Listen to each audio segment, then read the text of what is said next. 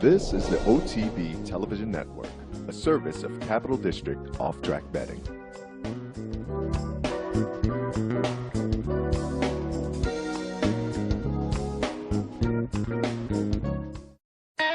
Across America on this Sunday morning, Seth, Merrow, and Sully CROTTY. Sully, good morning. Good morning, Seth. How are you? Very good. I will alert folks out. I like to cover all bases, but I did hear on the way down here wind warnings for the area today. So if you have one of those inflatable Santas out on the front lawn, anchor them down, or it'll be 3 blocks away. It sounds like they were saying 40 miles an hour winds in upstate New York, maybe through the later part of the afternoon. So again, keep that note in mind.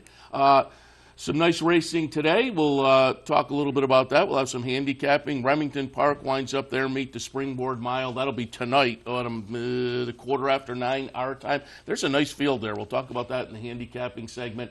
Woodbine wraps up their season today, but they're kind of stretching it a little bit. 16 races at Woodbine. They start at 1:30 and they end at 8:30 tonight at Woodbine. Knock wood, because they canceled partway through the card yesterday due to weather, so it looks like they're winding up the season just in time north of the border, but hopefully Woodbine can get in the closing day card. So we'll hit on some of that, and we'll also do some conversation on stakes from yesterday, some recaps, and then bottom of the hour, our friend Steve Bick joins us. We do the annual holiday book gift guide, and he tossed out some books for us to talk about this morning. If you have a racing fan on your holiday gift list, maybe we'll give you some suggestions. But also, Steve was at the University of Arizona Symposium on Racing earlier this week with the radio show, so I thought we'd get some recaps on what happened out in Arizona earlier this week. All of that coming up a little bit later on. But we'll kick things off, jumping in and doing some stakes recaps, because, again, some nice stakes action yesterday, particularly down at Gulfstream. But AQUEDUCT will kick things off. I said it on the Handicappers Report. Talked a little bit about it with Dave Grenig yesterday on Racing Across America, mentioning this New York Stallion Series yesterday, the Great White Way division. Boy, this was a nice race. I mean, they had a field of 12 after a couple of scratches, but, you know, pretty much all the New York bred 2-year-olds that you would want to see in a $500,000 race like this. And it lived up to its billing. We're going to watch the stretch run here. Dream Bigger went off as a 6-5 favorite. I like that horse, had him on top. He's going to be the number 13 and just gets snudged by number 10, Bank on Shay. Bank on Shay, to me, was also a player, Jason Service trainee. Had finished third last time to Dream Bigger, but was pretty lightly raced. Well, those two come down to the wire. It is number 13 and number 10 will make a move here to make it, as they say, just a little snudge at the wire. Running third was number 8, Captain Bombastic, for Jeremiah Engelhardt. So, again, a nice ding-dong finish that lived up to what was anticipated to be a nice race. And as they went under the wire and the photo was taken, it was Bank on Shay, number 10, over number 13, Dream Bigger. Chart margin and nose. Bank on Shay, Jason Service horse that to me had some things to like, certainly. Lightly raced, career debut victory, third behind Dream Bigger last time. But again, that was only the second career start. Get $23 on that horse. I thought that was generous. Dream Bigger, again, went off as a 6-5 favorite. Captain Bombastic for Jeremiah was the 3-1 second choice. Munaki for Jeremiah Engelhardt, and Bill Parcells winds up fourth at 20-1. A generous 20-1 on Munaki as well. But a nice ding-dong battle, and I will add one thing, Sully. I said it yesterday when I talked about this during OTB Live. You saw the finish there under the wire where, boy, that was close. What happened there? I am recommending other tracks. I've been saying this for a long time. Tampa was the first one that had it. That stationary camera right on the finish line, where after a finish like that, they then pull up that slow motion replay where it just points right across at the finish line, and they're going. And once you saw that, you knew that Bank on Shay got the bob. You could see it very clearly. That's a great addition to the video production of a racetrack. I can't figure out why everybody doesn't do it. As I say, Tampa's had it for quite a while now, and I advocated as soon as they put it in. Naira's had it for a fair while now too, but I wish all tracks would put it in. It kind of puts a definitive look at that kind of a close finish that gives you, so you're not sitting around waiting on pins and needles for the photo to be developed. But I hope all tracks get that. But when it was developed, it was Bank on Shea over Dream Bigger. Clearly a couple of nice 2-year-olds in the New York bred division. These were actually New York sire horses, but if you looked at the field, they all were New York bred. So there'll be a nice little 3-year-old New York bred crop going forward, it looks like, when you look at a race like this. Which is what you like to see here, because obviously New York is such a big, here at OTB, we love New York, and a lot of players here, obviously in New York, and follow New York year-round. So when you have big fields for New York breds, it's a good thing, especially going into the 3-year-old season. And obviously, they're not all going to stay in New York. They're going to try some other tracks. But it makes the state bred races that much more competitive. And as you said, Bank on Shea paying $23 for Jose Lascano and Jason Service, 2 guys that have had great racing years, but also in the last couple winter meets, Jose Lascano and Jason Service have had a lot of winners. So getting $23 there in a state bred race, I think that's more than a gift. And I think John Embriel, I don't know how he calls those races, because I don't know how you could see any of those numbers or the silks or anything like that. And then it's kind of tough to watch the race, because in the backstretch they have the head-on view, and then kind of looks like Gulfstream Park West when they hit the far turn, because the camera's so low to the track. But yeah, it was a really good field, as you said. And local connections for Chowda coming in to this race, and coming out of a win. And a lot of these horses have been competitive in New York throughout the entire year. And Munaki, when I was looking at the race, I was the same way. I'm like, this horse is going off 21-1. It's a Jeremiah runner, and Jeremiah's 2-year-olds have been running extremely well in New York. So it was a lot better race than what you see at 8-5 with Dream Bigger and Manny Franco Rapoli stable. So you get Lascano and Service, you get rewarded with $23. Yeah, you mentioned Chowda. It's Eddie F's racing. I went and had lunch at Eddie F's after Chowda broke the maiden a couple of weeks ago.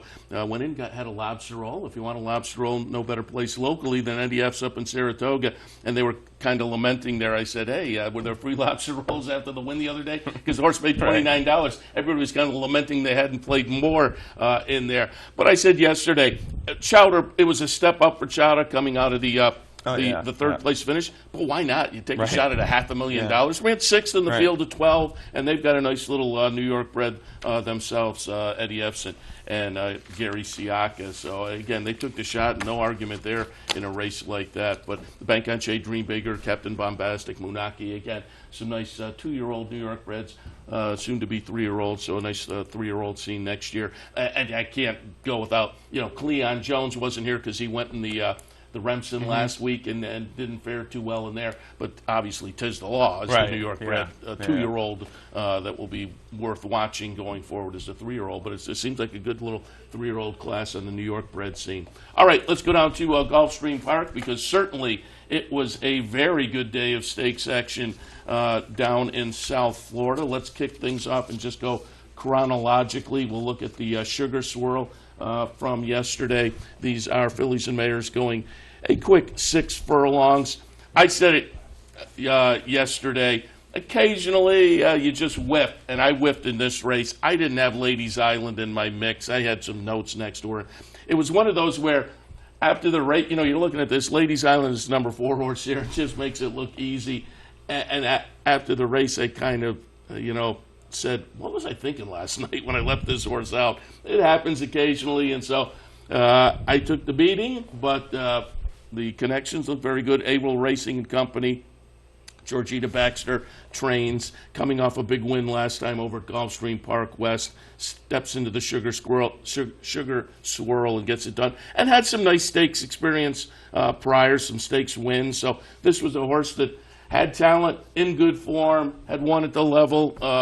As I say, I took a little bit of a shot against. I went with a bit of both for Jason Service, Michael Dubb and Company. That horse went off as the 9-5 favorite. Wound up kind of a disappointing 5th in the field of 9, as there was prices underneath. Ladies Island, as I say, I left the horse out of the mix. The betting public made it deservedly, again, on the 20/20 hindsight for me, to make the second choice at 3-1. But Meadow Dance at 8-1, runs second. Pretty Greeley, 73-1. The rank outsider winds up running 3rd in there. Trifecta, 50-cent trifecta, $427. But as I say, I whiffed in here. Ladies Island looked fantastic. Yeah, she really did. And if you go to every track has a really, really good sprint rider. And you go up to Woodbine, Jesse Campbell's a very good sprint rider. In New York, we have Ricardo and Kendrick, and then Kentucky, you know, Ricardo goes from New York to Kentucky. In Florida, Esmail Jaramillo, he's a very good rider. He wins a lot of races, but he's a very, very good speed sprint rider when he has. He's a very good sprint rider when he has a lot of speed in a horse. He just gets to the lead and kind of runs away from everybody, and we've seen that multiple times in the early stages of the Champions Meet, and we've seen it at Gulfstream Park West. We've seen it the last couple of years in the Champions Meet and down in Florida and every other meet. So you got 3.5 to 1. You get $8 and change there. And obviously it was a little disappointing for the service runner, and they're running 5th. But I think if you got speed in Jaramillo, it's something to look forward to and keep in your mind if you keep playing the Champions Meet down in Florida.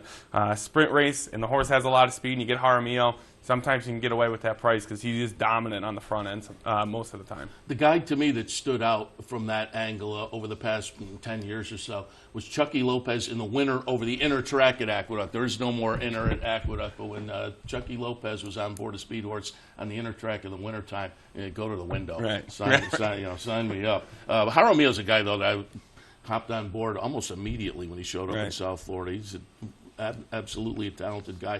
And yeah, if you don't follow Florida racing normally and you're unfamiliar, he's clearly a guy with a lot of talent worth paying attention to through the winter season. All right, let's move on to the My Charmer, the only ungraded stake on the card yesterday. Fillies and Mares going a mile on the grass. Mitchell Road was clearly the one to beat and went off as the 2-5 favorite. I took a little shot, put that one right underneath, but I took a shot with Altea for Chad Brown coming off an allowance win up at Aqueduct. I thought it might be in good form right now. Altea was in the mix, the number 6 horse early, but it's the second choice at 9-2, winds up a disappointing 6th in the field of 10. But Mitchell Road, the Bill Mott runner, who again went off as the overwhelming favorite and looked to be the one to beat, turned out to be the one to beat here. Grinds out a nice victory, chart margin, length and a half, a neck between the second place finisher, Take These Change, and third place, Munchkin Money. Munchkin Money, 6-1, Take These Change, 20-1. So you had a $2 horse on top, but with the $20 horse underneath, you got $28 for the exact end. Then with the 6-1 Munchkin Money, who is another logical player in here, your 50-cent trifecta play paid $29. So again, there was a little bit of value if you like those other horses underneath. There was potential to make a little bit of value despite a $2.80 horse. But Jose Ortiz on board, Bill Mott runner, looked to be the one to beat, and then came down the stretch and won like the one to beat.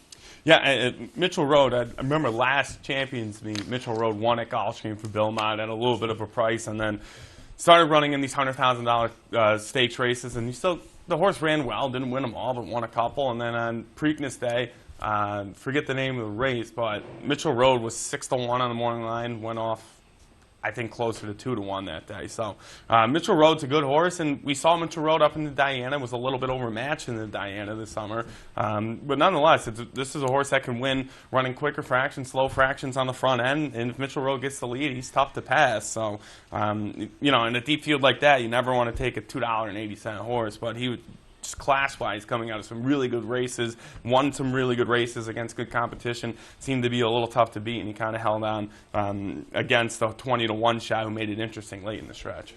All right, let's move on to the Rampart Grade 3 event. Fillies and Mares going the one-turn mile yesterday at Gulfstream Park, and it will be the number 4, Pink Sands, getting it done at 9-2 for Shug McGahee over the favorite, number 11, Cookie Dough. I had Cookie Dough underneath. I wasn't as convinced as the betting public, but they made Cookie Dough the 9-5 choice. They had interviewed Stanley Gold on the simulcast signal yesterday before the race. He had a lot of confidence in Cookie Dough. Hadn't been seen since the end of the Saratoga meet, so coming off a little bit of a layoff, and you can see Cookie Dough is ahead here, but boy, this is, you talk about a nicely timed ride. Jose Ortiz and Pink Sands get up right in the shadow of the wire, chart margin half a length, Cookie Dough ahead of Karen at 13-1 as the third place finisher. But as I say, a nicely timed ride from Pink Sand, who was coming out of a third place finish last time in the pumpkin pie up at Aqueduct. Shug had him ready, but more importantly, as I say, Jose Ortiz came from, I believe, most of the race was in the back of the field of 10, and made the nicely timed ride from last place to first at an $11 even mutual. So a nice win early in the championship meet for Pink Sands, 4-year-old filly from Shug. Yeah, as you said, Pink Sands coming out of the pumpkin pie, a winner up at Saratoga in a very, very good allowance race, and has won down at Gulfstream before. So, and as you said, perfectly timed ride by Jose. I could see why Cookie Dough would be the favorite, as the horse has ran well at Gulfstream, ran well in the GP Oaks, and actually ran, I thought, pretty decent in the Black Eyed Susan, I believe Cookie Dough went to. But I could see why the horse would be the favorite, but in those type of races, I'm not really willing to take a 9-5 in there, and Pink Sands I thought was a gift at 4.5 to 1, and got the job done from off the pace. So I'm not arguing why Cookie Dough was the favorite in there, and a little bit off the layoff. Maybe Cookie Dough just needs one. We haven't seen, as you said, since August up at Saratoga. But nonetheless, very fair price for Pink Sands coming out of some good races in New York. Moltebello was the disappointment. Went off as the second choice at 5-2, coming out of a really nice win for Ian Wilkes up at Churchill. Winds up 9th in the field of 10. So there was the disappointment there. With didn't seem to really have an excuse. All right, let's move on to race number 9 yesterday at Gulfstream Park. The 9th was the Grade 2 Fort Lauderdale. A couple $100,000 for 3-year-olds and up, going 9 furlongs on the grass. And Chad had some competitive runners in here. I thought Channel Cat off of the triple-digit buyers may be the one to beat. Channel Cat is in the mix at the end and winds up 3rd as the 2-to-1 favorite. And when I had Ron Nicoletti on yesterday, he mentioned Channel Cat is coming out of a string of 1.5-mile races, cutting back to the 1.8 mile. Would he be at his optimum distance? As it turns out, he's in the mix, but runs 3rd, a close-up 3rd. Admission Office was a horse I had right underneath and thought was very dangerous. That one runs 2nd.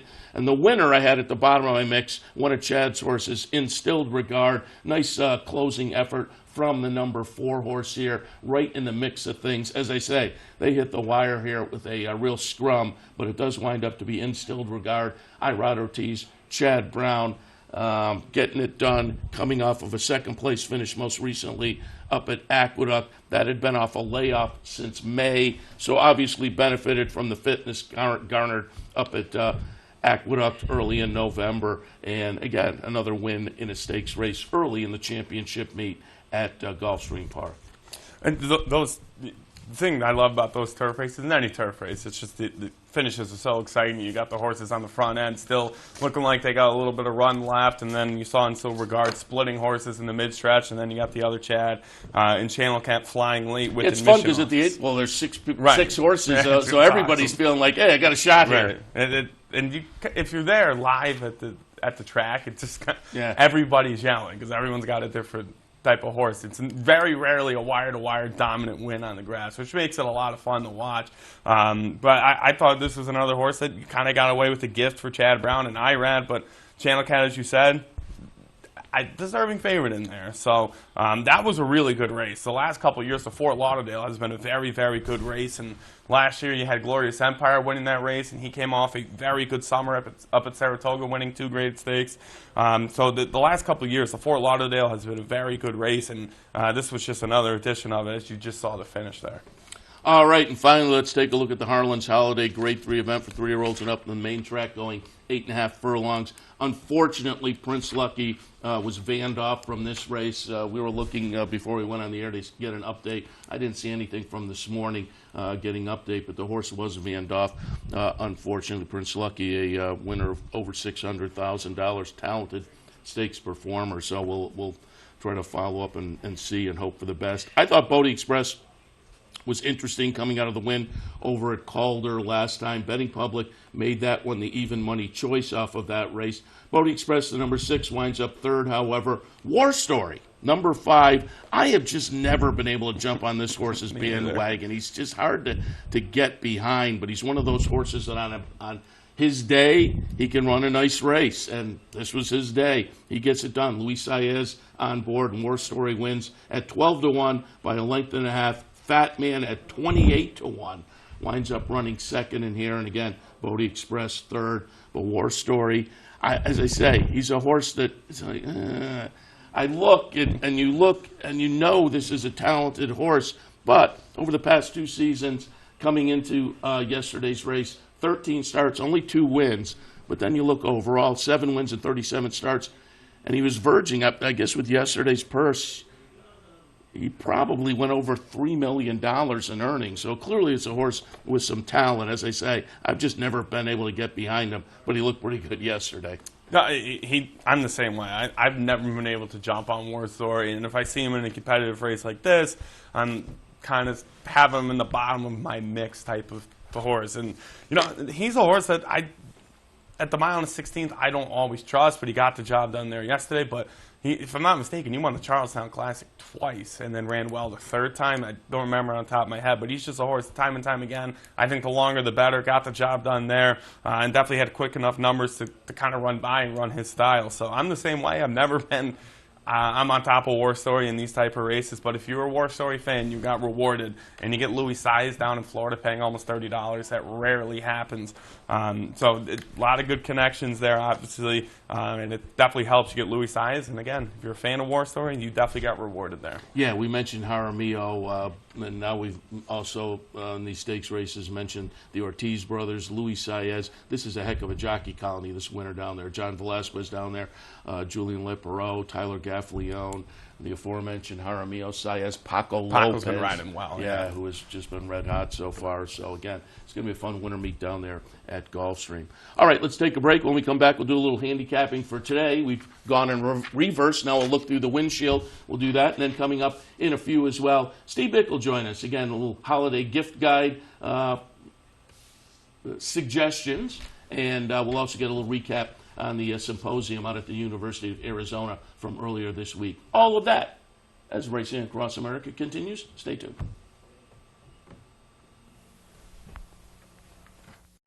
Wagering on horse racing just got a lot easier at Capital OTB with our newly designed state-of-the-art mobile wagering site. Everything you need is right here on one easy-to-navigate mobile platform. Set your favorite tracks, pick your horses, place your bets, all with a simple tap of the screen. Plus, you'll have access to Capital OTB TV for all our network programming. So log on to CapitalOTBBet.com and see just how easy wagering on horse racing can be.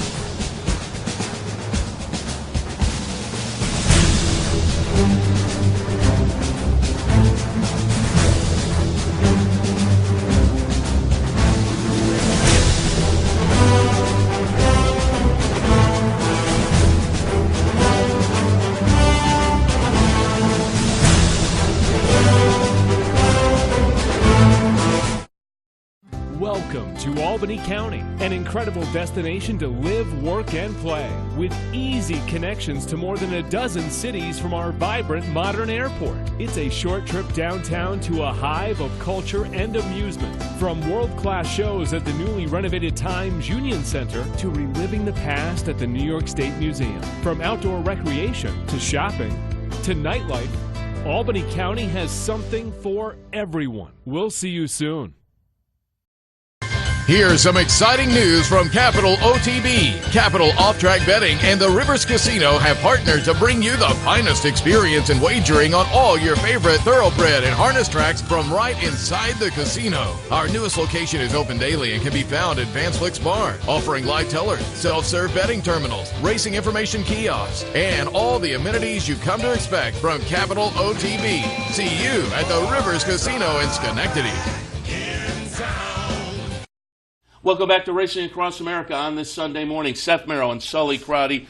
Let's do a little preview. Did a little review in the first segment, a little preview, give you some ideas for this afternoon. Let's both take a look at the New York Stallion Series from this afternoon. Yesterday it was the 2-year-old boys. Today, the 2-year-old girls. New York Stallion Series for $500,000. They will go 7 furlongs. It's race number 8 at Aqueduct. What did you see? There's a big favorite in here, even money with Big Q. I don't want to take even money in these type of races, but I just don't see anyone beating Big Q in here. broke the maiden at Saratoga at a very fair price, and earlier in the middle of the month of November, we came in for RAA, and we were talking about how Big Q, you got away with a 10-1 again. So she's a horse that, from what we've seen the first 4 starts, I thought they were pretty good. The Adirondack, you just completely toss out. I just don't see anybody beating Big Q in these type of spot, or in this spot. I had to go on top here. I went with the first-time starter, the Terra Nova starter, Bank Sting. Bank Sting's at 15-1. Has been working well. I just think this is a horse that's most likely going to get to the lead this afternoon. Excuse me. And then the 9 and the 11 are probably the 2 speed horses in here, with the 7 as well. But I like that they're taking a shot in a stakes race in here. I used the other speed, the 7 in the 3rd spot. But the speed's been very good at Aqueduct on the main track throughout the fall and now the early stages of the winter. And then Time Limit as well. Had the lead last time out in the Key Sense, lost to Big Q. The pace will be hot enough to set up the race for Big Q in a stalking roll. I didn't want to take the even money, but I just don't see anyone else kind of beating Big Q in this spot. I went 1, 9, 7, and 6. I went 1, 7, 3, and 8, and it all comes down to do you buy into that buyer last time for Big Q? If you do, nobody's going to get Big Q. But it is a little bit of an aberration. I just have said, and I continue to say, lightly raced 2-year-olds, even lightly raced 3-year-olds, if they get a little bit of a break, they can come back and improve. This horse had a couple of months off after Saratoga and came back. Just seems potentially be improved. So I'm thinking that number probably legit. We'll find out more today. But off of that, it's hard to go past Big Q. If you wanted some alternatives, though, I thought Time Limit, the number 2 back was on the turf. But the number 4 back in the Seeking the Ante up at Saratoga, that's a pretty good number as compared to these. And so that may be an alternative to play around with. Manny Franco on board. So Time Limit, to me, as I say, has the potential to be an alternative if you're shopping around for one of your picks or whatever. So for me, in the Aqueduct 8, the New York Stallion Series, 1, 7, 3, and 8. Sully's going to take a look at the 9th at Woodbine today, the valedictory. So the 9th, you're taking a look at one about halfway through their card. Right, yeah, 16 races. 16 races today. The valedictory is a grade 3 event, $125,000 up for grabs for 3-year-olds and up, going 1.75 miles. Buckle in. Yeah, these are always the fun races up in Toronto here, and it's Eureka Rosa da Silva's last racing day. He's retiring after today, and a great career there for da Silva, and especially up north. And even this meet, he's winning 25% of his starts and 730 plus. But he's on Pumpkin Rumble here today. I think it's going to be tough to beat Pumpkin Rumble. Pumpkin Rumble has just the Kevin Attard runner just has been very, very good this entire year, winning graded stakes races. Ran in the Canadian International last time. They tried a little bit of a turf experiment there. Behind some very good horses. 2 back, the Alphabet Soup, the horse could have won by more than half a length, and earlier in the summer, the horse actually ran well as well. In the close-up thirds against some deeper fields, a little bit better in here. Pumpkin Rumble was 8-1, I think, on Pennsylvania Derby Day, and got bet down to about 2-1 even money. So Pumpkin Rumble is going to be tough to beat in here. It's nice to see Eureka Rosa da Silva kind of go out in the high end, so hopefully he can get some winners today in the 16 races. The 8 in the 2nd spot for me is Fearsome.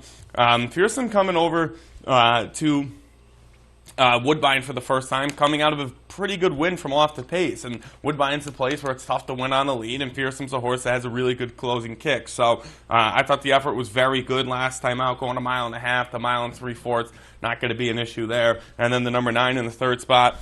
At 30-1, I'm going to use. This is a horse coming out of some very good races. 2 starts back at 6-1. Went off 66-1 last time out. And a horse that has ran well at Woodbine on the synthetic.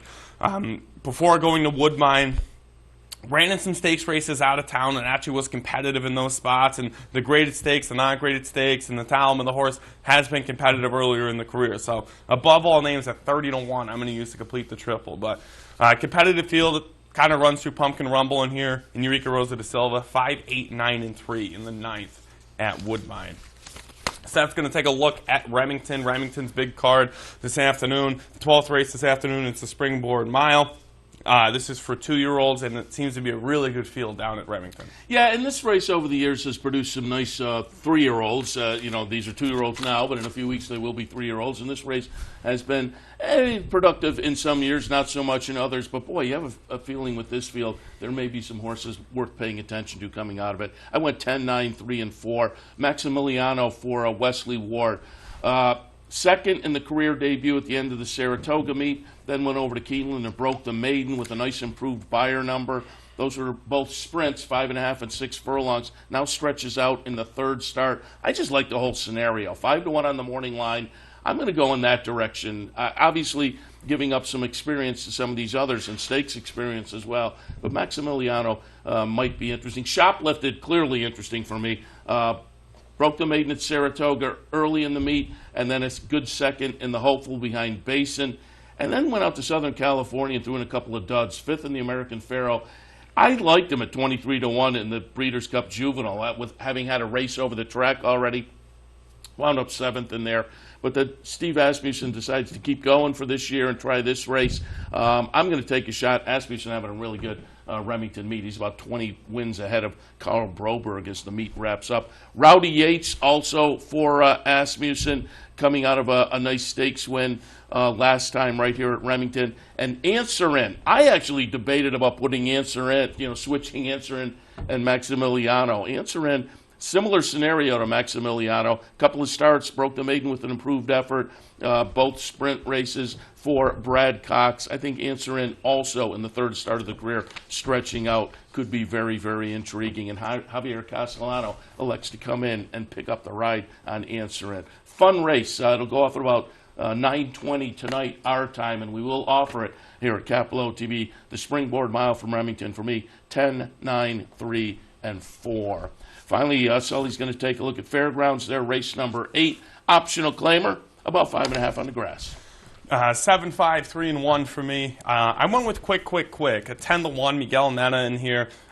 This is a horse coming out of some good stakes races, ran in the winning colors at Churchill Downs. They're going to try the turf here for the first time, but Connection's okay going dirt to turf. They haven't won yet, but they've been competitive. And Quick is a horse that has been competitive at Saratoga and at Keeneland, at Gulfstream Park with a couple wins. This is a horse that continuously hits the board. I'll see Quick and run away with the turf experiment here on top. Change of control in the second spot, going to be sitting in a stalking role. Last time out, ran well, coming out of two stakes races, including a second-place finish. So there's a lot of speed in the turf race, obviously. With the sprint, change of control is going to be sitting in a stalking role, getting a jump on some of the deeper closers. And then the 3 in here, probably the other speed. Last time out, ran okay, I thought, in an allowance race. Change of control was in that spot. The number 5 has some speed. We saw that 2 starts back, winning at Canterbury. They tried Keeneland sprinting. Again, I didn't think it was a terrible effort, but now in a new barn here, on a little bit of a layoff from October, 23% for that barn. I use Nova Azul, the other speed, in the third spot. At the Fairgrounds, race number 8, 7, 5, 3, and 1. All right, we'll head to a break. When we come back, as promised, we'll be joined by Steve Bick. We'll have some holiday gift ideas, some books you may want to think about for the racing fan on your holiday gift list, and we'll also get a little recap. University of Arizona Symposium on Racing from earlier this week. Steve was on with the radio show. We'll talk about that as well. All of that right after this. Stay tuned. Where's the best place to find your favorite teams, your favorite food, daily drink specials, and wagering on live horse racing? Legends Field Sports Bar, 711 Central Avenue, Albany. Get your game on day or night with 75 flat-screen TVs, tournament-style pool tables, a private banquet room, and live horse racing. So if someone asks you, where's the best sports bar in the capital region? Tell them Legends Field Sports Bar, inside the Clubhouse Racebook, 711 Central Avenue, Albany.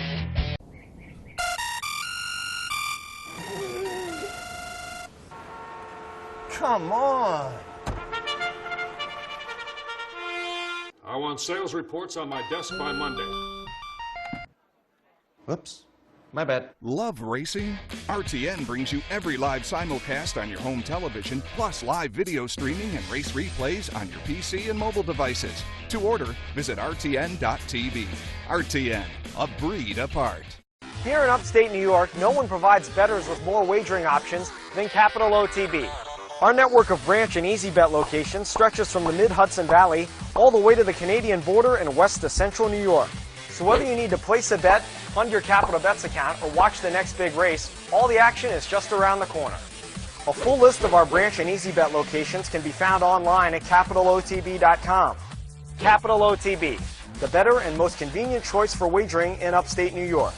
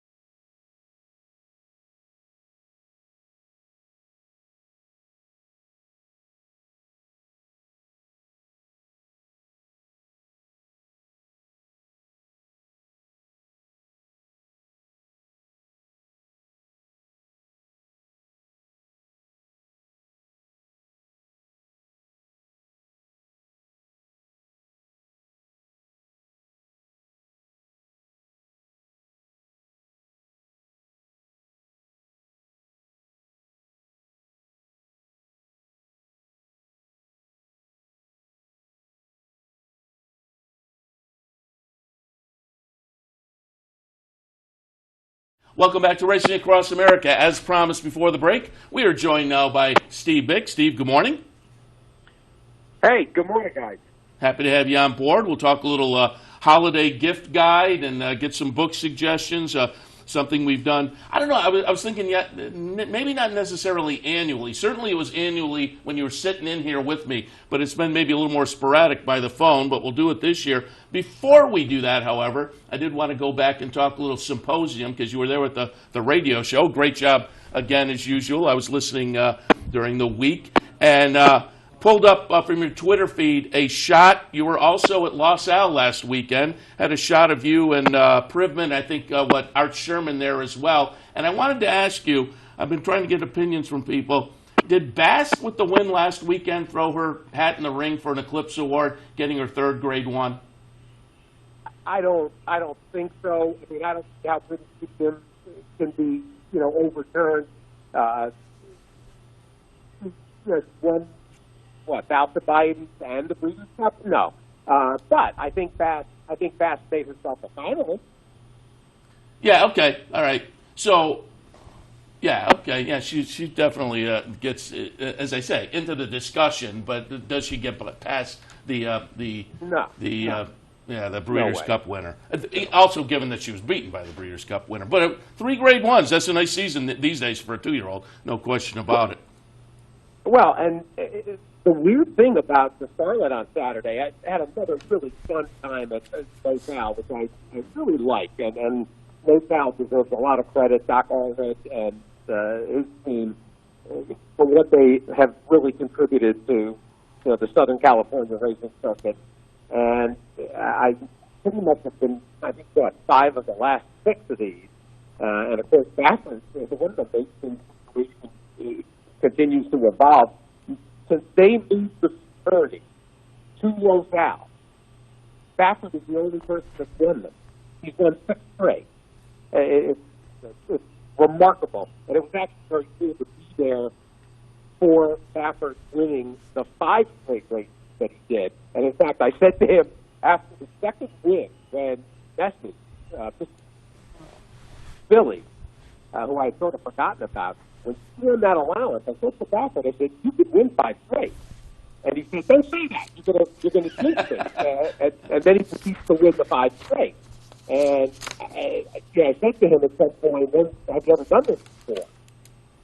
And he said, one time at Prescott Downs, the quarter horse track in Arizona, he won 5 trials.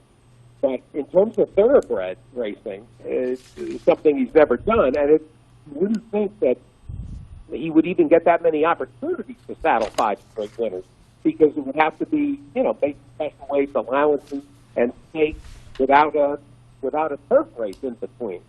So a unique accomplishment that nobody seems to really make that much of. But I think, 3 of the 5 were not favorites either. So it was a terrific accomplishment, and that 1,000 words was truly impressive when he was 30. He is a big, long-bodied colt, and I thought that was a very impressive win as he turned back Anneau d'Or, and it was a great ride by Flavien Prat, who made sure he got 1,000 words out a couple of pads late so that he could see Anneau d'Or. Because if he had kept him down by the rail after putting away the stablemate, High Velocity, Anneau d'Or would have won that race. So a good job by Pratt. And keep an eye on that horse that won the 5th of the 5 races for Stafford, Ra'ad, R-A'_A-D. That was a very impressive rally.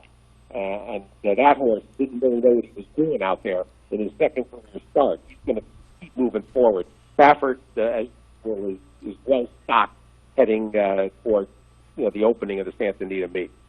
Very good. Let's move on. After your stopover at LaSalle, you moved on, did the radio show for a few days from Arizona, University of Arizona Racetrack Industry Program. They put together the annual Racing Symposium, which is one of the more notable racing confabs during the year, and I just wanted a little overview. I pulled up, again, a couple of pictures from Twitter, and also we had a little video from one of the symposium conferences, but there was certainly some panels that were notable. The Players panel with Marshall Graham, Pat Cummings, and Jonathan Kinchin. And then I was listening to you on the radio, and I guess you were in kind of a main area, and you noted, man, there is nobody here. It's like a ghost town. Why? Because while you were talking, Baffert and Pletcher had a panel, which I guess was very well attended. But give us a little overview of the Racing Symposium.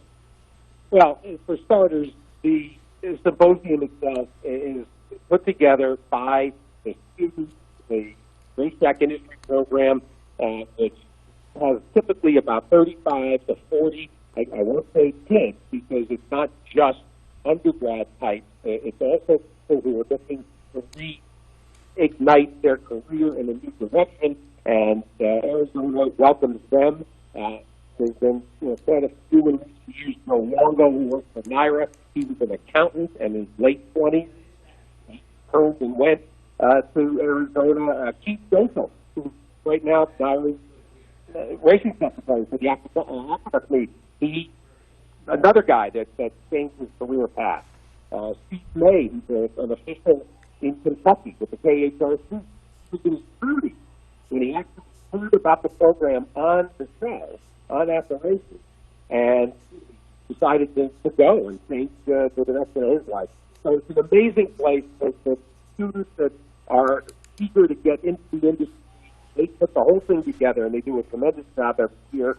And as always, there's provocative discussion. I know people, certain critics think nothing ever comes out of these discussions, but they prompt ideas, they prompt discussion. The people that come and listen, they bring ideas back to their organizations, whether it's racetrack organizations, ADW companies, whatever capacity the attendees might be coming from. It's always good. I was pleased that I was asked to moderate the racetrack surface discussion. It was a two-parter. We had the first one was dirt with Dr. Peterson and with Glenn Kozak and Don Cruz, who's a noted racetrack installer. All disciplines, in fact, thoroughbred, harness, even Greyhound Park over the years, and we had, I thought, a really good discussion about the status of dirt and the pressure it seemingly is under, and then the mad genius himself, Michael Dickinson, made a presentation for Tapeta And I don't even know why he has to make presentations or oversell the product. Everyone understands that the synthetic surface, and really the PETA is the one that has kind of won out in the synthetic trials over the last decade. There's no question it's a safer surface. It's a surface that results in fewer catastrophic injuries. No one's going to question that. The debate will continue, though, to be is American main track racing. Dirt is what American racing is, and it's a very difficult equation. So I thought our discussion was very provocative. You mentioned horse player panel that the family moderated. They were very critical of racetrack organization, their inability to listen to the consumer, the horse player. That one was wrong. Baffert and Fletcher, kind of a back and forth about the industry. They actually created some headlines because both Fletcher and Baffert were very accepting of the concept of, say, LASIK. That brought a lot of attention. What else? There's always marketing concepts and the important topics of the day, the critical mass discussion about what can be done to improve prospects for the bull crop, and certainly general breeding has a major place in here. New York and Pennsylvania were represented. Brian Sampicello and Jeff Canizzo talking about the programs in Pennsylvania and New York, how that can contribute to the equine population. To me, it's always a very enjoyable day, and you meet and spend time with people from all walks of the industry. It's part of something big when you attend the symposium. Yeah, it was the coverage of it was very good. Your coverage is good. Then read some Matt Haggerty as well, and it seemed like some of the panels, as I say, were at least, as you noted, provoking discussion. I would get people to go back and listen to the radio show too. Pull up the archives. You talked to Michael Dickinson, and you had some nice discussions. Hammerly was sitting in with you, and you had some discussions yourself on LASIKs and whatnot that were very intriguing as well. So people can pull those up via the archive. All right, let's move on, though. Again, annually, give out some ideas for folks that may have a horse racing fan on their gift list, some book ideas, and we'll kind of go through them one at a time here and get some of your thoughts. First up, we'll take a look at the Sir Barton book. That was authored by Jennifer Kelly. Your thoughts on Sir Barton? Well, Jennifer Kelly came to racing from a considering in Alabama, it's pretty remarkable that somehow found the horse racing history, and it's now become a passion of hers.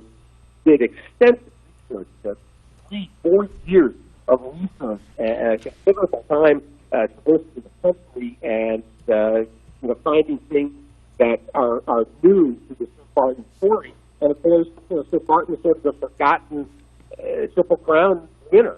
And when he did it, it wasn't a thing. It wasn't until 1930, I can't go on Fox, that the whole idea of a Triple Crown started to crystallize. And so I think a lot of the information that she put together in Sir Barton and the making of Triple Crown, I think it's been strong. He really is an interesting horse. And Commander Ross involved here as younger. There's a lot of really good, first half of the information that came to light in Jennifer's book, and now trying to figure out what she's going to do next. But Sir Barton, if you haven't had a chance to get it, make your move. I think you'll really enjoy it. Next up, I heard the morning you on the radio show, you had the folks behind this one, and I've been meaning to pick it up because the conversation just intrigued me. That's Better Lucky Than Good, subtitled The Tall Tales and Straight Talk from the Backside of the Track, produced by the Louisville Story program. And as I say, when I listened to the interview on your radio show, I said, I got to get this one. this is the $20 very well spent. And the Louisville Story Program is basically compiling all of this on a variety of subjects from neighborhoods and from things all around the Ville. This book, this will move you and it will educate you. I cannot. I can't even adequately prepare people for what they'll experience as they read one story after another. It is stunning, the achievement of this and the importance of it. From women of all ages and all backgrounds and different feelings, to people that whose names came, whether it's trainers, Bruce Blair, the long-time superintendent who actually had retired and is now going to become the track super at Kentucky Downs. Actually, not that that's a big year-round full-time job, but you will be absolutely mesmerized by this. I cannot recommend it highly enough. It's only $20. Louisville Story Program I want to say .org as opposed to .com, but either way, just put in Louisville Story Project or Better Luck Than Good, and I'm telling you, you will not put it down. It is a triumph. Yeah, as I say, when I was listening to the interview with the representative from the folks behind it on your radio show, I said I got to get that one, so that's on my list certainly. Of course, can't get through a book list without talking a little Lenny Shulman. Lenny Shulman with the Justified book. Absolutely, Lenny. Lenny was the first, particularly the beginning of the Justified story, and as it happened, Lenny did a very nice piece on me that year, the year that Justified was coming out some years ago, and he came out to Santa Anita. I was there for the Big Cap, and that weekend, and I might have even been there in February. Whenever, I guess it was the second start of Justified's career, was that Sunday, after, that must have been. And so Baffert, Lenny was going to do a thing on Baffert too, and Baffert says to Lenny, "You want to come see the Derby winner?" And he didn't think he certainly didn't think that it was going to be Justified that he was going to be introduced to. He thought Baffert was going to show him McKinsey. So Baffert brings him over to Justified's stall. And like, this is the maiden winner, right? He said, yeah, he's going to win the Derby. If he wins tomorrow, if he wins Sunday, meaning the allowance race, he'll win the Derby. I mean, you couldn't be more front row for it. And so Lenny basically latched on from that point and has got things that nobody else has in the Justified story. Really, really good. Yeah, I had great access, and we've talked about this on the Saratoga show with Lenny as well, but want to push it this time of year again for folks that may have on their list. Another one we talked about this summer up at Saratoga, and again, our friends Brian Boyer and Mike Veach put together the history of the Travers, and as I say, we pushed that already this summer, but given it's focused on the Travers, you would think that would be a popular item for gifts for racing fans around our area. This is so much fun, and it's one of those books that you put on the coffee table, and every so often you just pick it up and you thumb through, and you pick a specific Travers year, particularly there's years that none of us really are as familiar with as the ones we've attended, and it's just captivating. It's beautifully done. It's a real must-have, and certainly as a gift, it's a natural. And obviously, you see the image on the front cover, which is Greg Montgomery, who we should talk about too. And this was one of my favorite things. I went to the museum, and both Michael and Brian signed it for me when they were doing that session. So it's something I'll really thank. And we're looking at the cover of the book right now, and as you say, Greg Montgomery, and we pulled up a couple of posters. Folks, go to Greg Montgomery's website. He does great work, and you can get your own Travers posters, which of course that's his signature kind of a deal. He puts together the nice Travers posters. We've got to look at the one from 1987 and the 2008 poster as well with Street Sense. So those would be great ideas also.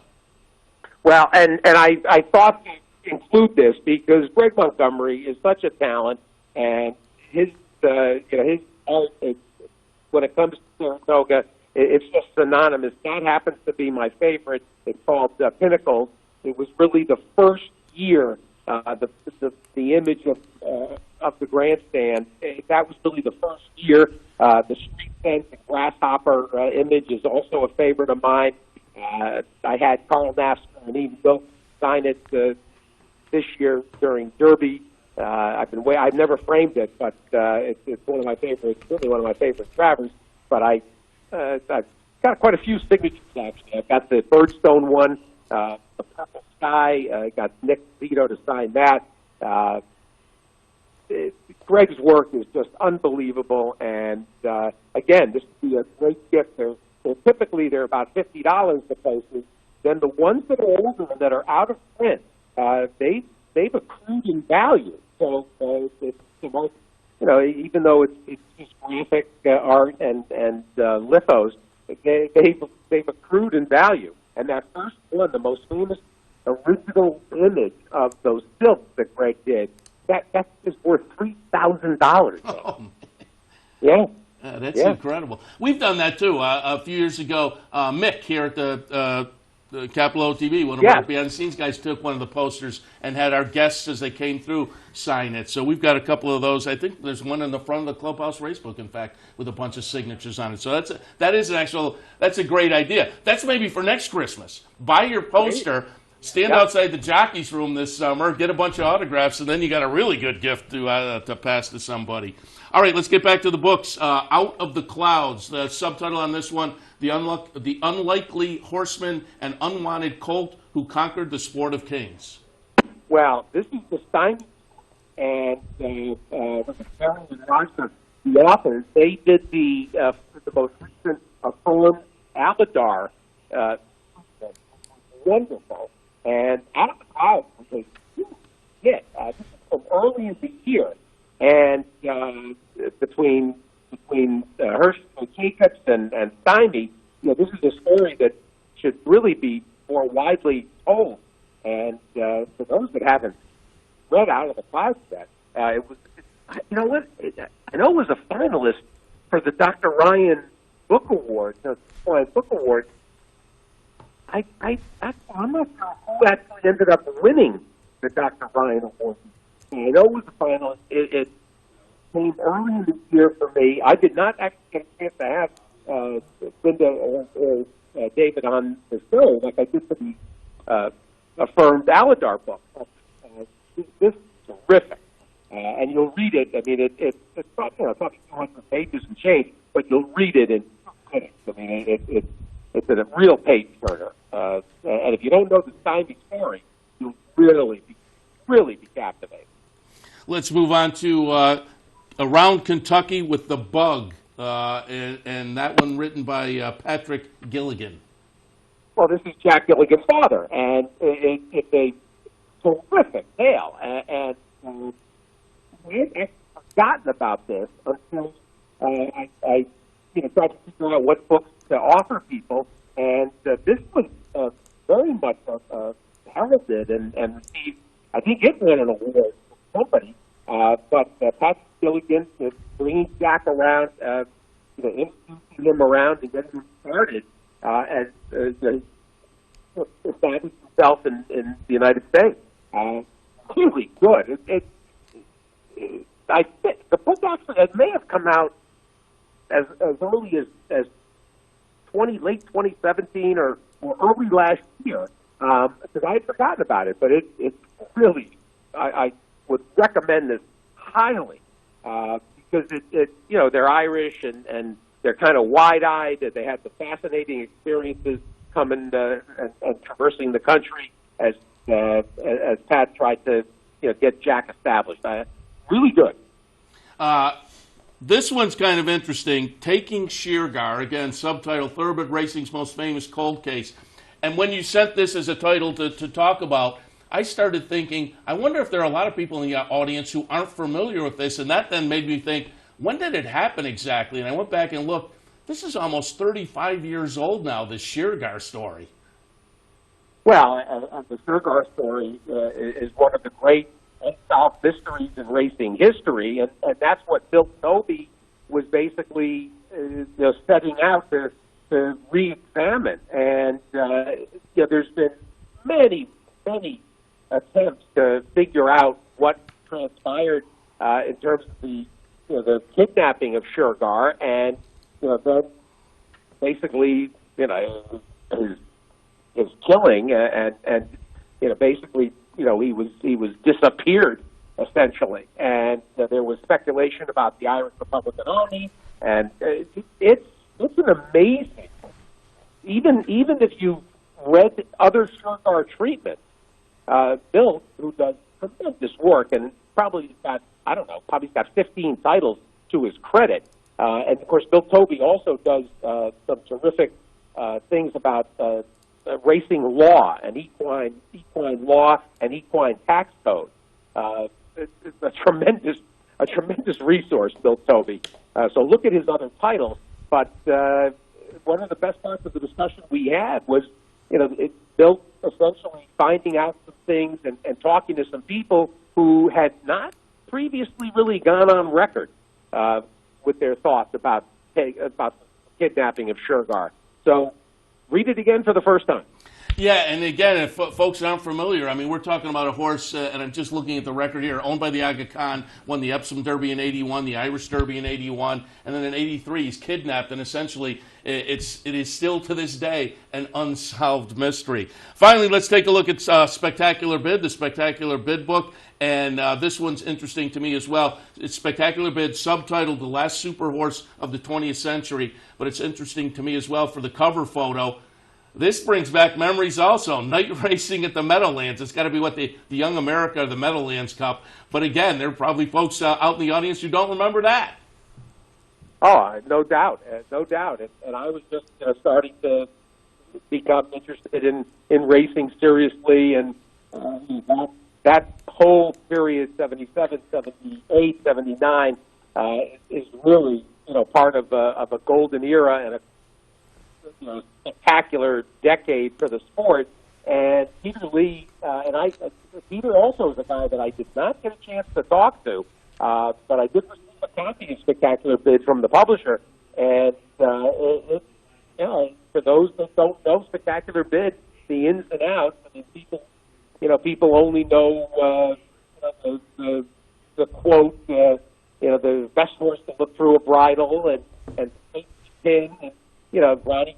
I mean, there's certain parts of the Spectacular Bid story that are familiar, but I think a lot of the origin of Spectacular Bid and the way things unfolded the way they did, I think will be new to a lot of people. And this is one of the horses and one of the stories in racing when it comes to failed attempts at the Triple Crown. When people say, who should have won the Triple Crown that didn't, Spectacular Bid is at the top of that list, undoubtedly. And, really an all-time great that, for whatever reason, doesn't seem to necessarily get the credit that he's due. And Peter Lee, really, I thought, did a real service to Spectacular Bid's legacy with this book.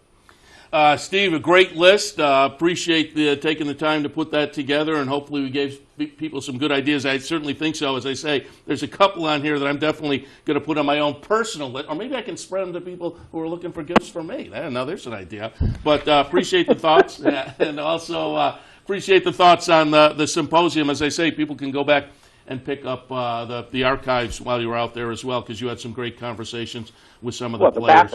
Yeah. The Baffert, the 45 minutes with Baffert on Wednesday before he went on stage with Todd should not be missed. He was he was unbelievable. He told the early day stories as a quarter horse trainer, and then he talked about his first purchase at Keeneland, which I won't spoil. If you hear it, you'll really enjoy it, about how he spent $30,000 even though he only had a budget of $20,000, and what ended up happening. I always have good conversations with Baffert. He's one of the great interviews, obviously, in the sport. But when he starts talking about history and his background, it's really enjoyable. He talks about when he first got stalls at LaSalle and first tried to make a move into the big time. That was really the most special conversation we had at Tucson this week. Really, that one is already up on our best of page. Yeah, listen live, obviously, Sirius and XM from 9 to noon every day. You can also catch it here. We have the replay the next day here on the network in the morning typically, and stevebick.com to catch the archive. So go back and look at those. And we just showed the shot of Baffert and Pletcher at their seminar, and they're both graduates. And our man locally, Alex Sauceville, we've had him on the show a couple of times. He was a heck of a hoop player at Scotia, and he's out there as part of the RTIP program as well. It's a great way to get into the industry if anybody's out there kind of contemplating that. Not only if you're a kid thinking about college, but if you've already graduated from college and you're thinking, maybe I want to move on and get into the racing industry. I know that a lot of the students out there are getting second degrees out there. Alex, I can see he left there Friday night. He got a week last night, and there's quite a few kids who finished their program this year. I had Alex on the show, last year, and then again this year with Hammer. Rick Hammerly taught some classes. The late Liz Bracken, who people in New York certainly will remember from her time at NYRA, a long-time simulcast director. She negotiated the contracts for the association, and then when she left NYRA, she went out to Arizona, essentially to kind of semi-retire, and she was instrumental in helping so many graduates the last, to say, 9-10 years, and she spent cancer about it's got to be 5-6 weeks ago, and Rick Hammerly had been brought in to take her classes this semester, and it's a great experience for Rick. But he had Alex with him one Friday, and we had Alex on the show. He also led the taco bus tour on Monday night. We had a riot tromping around Tucson, stopping at notable taco stands, and the town is... I heard you on the radio, and you were talking about the taco tour, and then the conversation progressed, and you said, for some reason, gee, I had trouble getting to sleep at night, and I'm thinking, well, that's the taco tour. And as we were watching the Eagles, I thought the having trouble getting to sleep was going to tie back into the top. Maybe it did in some other... No, no, it strictly was... We were watching the game was going on as we were on the bus, and so I'm watching on the phone, and Hammer needed the Eagles to cover for a weekend parlay, and so we were doing that simultaneously. But I had never really gone downtown in Tucson, and really cool. The Congress Hotel, where famously Dillinger was holed up, and there was a fire in the hotel, and somebody recognized Dillinger, one of the firemen, and they ended up capturing him later. He escaped, but I got to see the Congress Hotel downtown. For people like us that live on the East Coast and grew up on the Northeast, going to Arizona is always an amazing experience. It's like a moonscape, with the buttes and those expanses, the desert. I love driving from Phoenix to Tucson and then back to Phoenix later on. I also stopped in Chandler, where Tina and I inadvertently ran into the tumbleweed Christmas tree several years ago on our first trip. there was something going on when we checked into the hotel in Chandler. What's going on? They said, oh, well, tomorrow night it's the lighting of the tumbleweed tree. And since the 50s, they've been making this giant spray-painted white Christmas tree out of tumbleweed. And then they have this Christmas parade, and oh, my God, it's a riot. So every year now, when I go to the symposium, I drive to Chandler on the way in or the way back, and I see a picture of me with the tumbleweed tree. Absolutely. It's the Southwest version of the lighted the parade up in Greenwich, the lighted holiday tractor parade, which you miss every year. You promise you're going to next year I'm definitely. It went before Thanksgiving. I thought it was sometime between Thanksgiving, but next year I'm definitely making it. All right, Steve, absolutely. Again, appreciate the visit. I'm sure I'll talk to you on the radio side, but not here on the TV side before Christmas and the holidays. So, wish you and yours, you and Tina, a very happy holiday. Well, thank you and Sully, and all the listeners in the Capital Region. Warm wishes for Merry Christmas, Happy Hanukkah. Happy, healthy New Year. It's been a challenging year for the game, and let's make 2020 a year we can really enjoy from start to finish. I like it, Steve. Thanks a lot. We'll talk again. Thanks. Steve Bick, again, Sirius and XM's At the Races. You can listen live if you have that in the car or in the house, I suppose. Catch the archives at cbick.com. We play the replays here on the network in the morning. And again, there was some really nice interviews last week out in Arizona at the symposium, so you can pull those up as well. All right, we've gone overtime. However, Naira is kind of back to, Andy seemed to indicate what I was anticipating. It looks like they'll probably shoot for 12:30 now for a while with the post time. And Andy kind of indicated that, which means that $320.